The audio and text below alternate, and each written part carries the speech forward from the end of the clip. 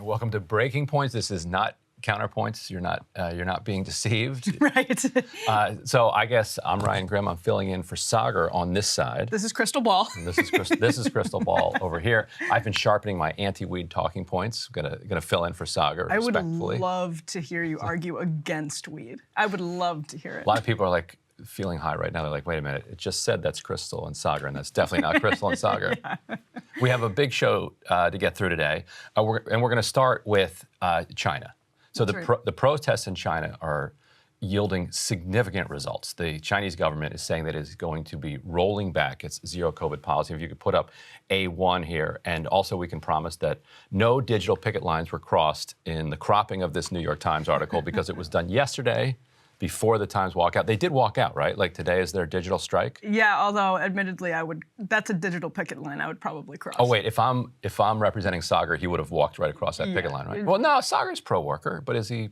Well, yeah, but you can be pro-worker without supporting this Union. Particular guild, yes. So you pick and choose your unions. No, Solidarity says you got to support any union for any reason. It does. So anyway, as the New York Times and many others are reporting, that Chairman Xi Jinping, under pressure, is announcing that he's softening some of his zero COVID regulations. This comes after protests had broken out around a Foxconn factory, but also spread all across the country. There was a lot of attempt to kind of minimize it to a labor dispute between the workers and Foxconn, one that revolved partly around pay and significantly around conditions. Like the workers there were saying that hey, you say you've got the zero COVID policy, but we're actually, these aren't completely safe conditions. All at the same time, there are these draconian rules being put into place where you're locking workers in their dorms and endlessly, just handing kind of noodles through the door. Well, the recent wave of protests started because Uyghur Muslims were actually forcibly locked into a building that caught fire, and 10 of them died. At least, right? At least 10. Yeah. Right, and so this has been a huge part of China's zero COVID policy, and we've seen some striking videos over the last couple of years,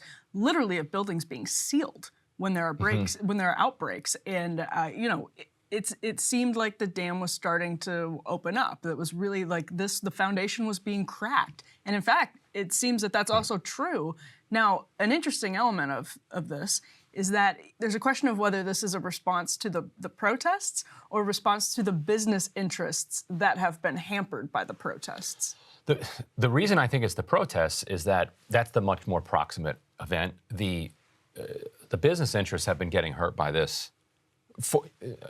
So actually, I mean, there's two sides to it. On the one hand, where zero COVID has been successful, it has allowed entire cities and regions to operate like New Zealand was, like with no COVID, like actually zero COVID. And so in those cities, it was actually good for business because everybody's just going about business as completely as usual. But then if a couple COVID cases would come in there, then the entire thing would get locked down, and you'd see entire sections of the economy and then the global economy kind of grind to a halt. And you were seeing that in fits and spurts over the last 2 years, and it didn't persuade Xi to change course. Whereas, at the Fifth Party Congress, he again reaffirmed his support for zero COVID. And since then, the strikes, I think, really rocked the country. And I think it was because they turned from kind of issue-focused ones to party and government-focused ones. You started seeing for the first time a lot of down with the CCP, down with Xi. China, historically, since Tiananmen, let's say, has developed what I've seen people call, it sounds like an oxymoron, but it's not quite, what they call responsive authoritarianism. What that means is you don't get any say in the way that this country is run democratically. This is an authoritarian government. We're the authority. We tell you what's up. But we're going to allow some protests. And so if you don't like the construction of a mall in this particular part of your town, you could protest that. And Chinese do. Like, those types of protests are common around the country. And often, very cleverly, what the Chinese government will then do is say, you know what, we're with you, protesters, and we're sacking the local official here. And they'll make a scapegoat of a local party apparatchik. They'll make some reforms around that protest, and then they might punish the person that organized the protests, just to show that, just to keep people confused about where the lines are, what you're able to do. So that's why they call it responsive authoritarianism, which is kind of ridiculous, but also, like, if we're going to study authoritarianism, we should identify the different flavors of it. This became different. This was like, we're not trying to get you to like stop a dam project. We want the entire government to fall. And so at that point, you can either kind of violently crack down around the country, which they did some of. You can round up all of the people that you catch in your mass surveillance, which they did some of too. But then you can also kind of give a little bit. Yeah, so Xi Jinping had just doubled down on this. You mentioned that he was just reelected by the Party Congress to a third term just back in October, and it was a show of force. It was a doubling down on zero COVID in particular, and now The Guardian is reporting last week road and rail shipments in China dropped by 36%. Chinese shipping to the U.S. has continued to decline and is down 34% compared with earlier just this year. Car manufacturers are seeing a shortage of supply from China. This is like, Apple was the really big case study because of what happened at the Foxconn plant in central China, and a lot of folks saw that. There was an employee who described it to CNN tragically as, quote, a river of blood, and there were videos that managed to escape the country of people being beaten just for protesting the zero COVID policy in Foxconn's plant. That is the #1 supplier of iPhone parts. And that has caused a huge problem with Apple's holiday sales. It's like a 30% decline in iPhone supply, something to that extent right now. And Apple has had this really friendly, long-standing relationship with China. And so to your point, Ryan, is it the case that it's the business interest being impacted by the protests? So protests of zero COVID, this lack of just sort of going along with it, saying it's going to end at some point, it's going to end at some point. Well, now the Chinese economy is really bad. People have been enduring these waves of lockdowns for a couple of years. Xi Jinping has doubled down on it. And so then you see this bubble to the surface, and Xi Jinping realizes the supply chains that come out of China that he has benefited from, profited from, and has tried to use to stabilize his authority and society, that's, if you put a crack in that foundation, right, then I think it all starts to crumble. It's sort of a house of cards. If the supply chain, if having that much control over sort of the global supply chain is the foundation, then you start to see problems. And I feel like that's where the crack started to grow. Yeah, and it cuts to the foundations of the social contract that the CCP has with the Chinese population, which is, we're going to oversee the greatest economic expansion in world history. We're going to pull 500 million people out of poverty. We're going to do some of it by tinkering with poverty statistics, but we are genuinely going to transform this country. You compare what China looked like in the 1950s to what it looks like today, it outpaced any type of industrialization or modernization ever. The cities, for sure. In world history, and even in a lot of the rural areas, they're starting to get some of the basic comforts of civilization that let's say, like, rural areas of Russia don't have right now. And so keeping a kind of rural population that is seeing massive economic growth happy is a little different than now that you have this significant middle class population in China, which is growing up with expectations of things continuing to get better. That might sound very familiar here to the United States. Every generation in the United States after World War II felt like, all right, things are going to be better for my kids and things are going to be better for their kids. And when people stopped having that faith, that's when you started seeing a lot of discontent here in the United States.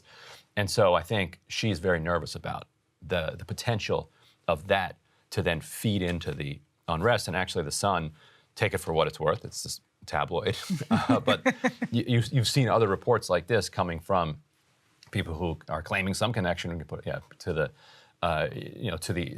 Communist Party orbit, saying that she is at risk here, is significantly at risk. Like, this is coming just weeks after people talked about him as boss for life, Right. that he was going to run China as long as he wanted, and now all of a sudden you have people speculating that because of all of the turmoil, who knows? Now, I'm curious for your take on this. Modelers, epidemiological modelers, and we can put up A3, are estimating that if the winter wave hits and you have rapidly eased COVID restrictions, you could see up to a million deaths. They talked about 20,000 a day or something in 3 major cities. A significant part of this is on Xi, because if you were going to do a zero COVID policy, while at the same time preparing your population to ease out of a zero COVID policy into a post-COVID zero world, then the civil liberties restrictions that are so draconian, welding people in their house, taking toddlers away from their kids, would not be justified, but you could at least see the logic behind it. Like, we're going to lock this down while we get ready for the next phase. They didn't do the get ready for the next phase part. Vaccine uptake among even the elderly is trash, which is, I can't understand that. How do they have the authority to weld somebody into their apartment, but they can't figure out how to get old people to take the jab? Yeah.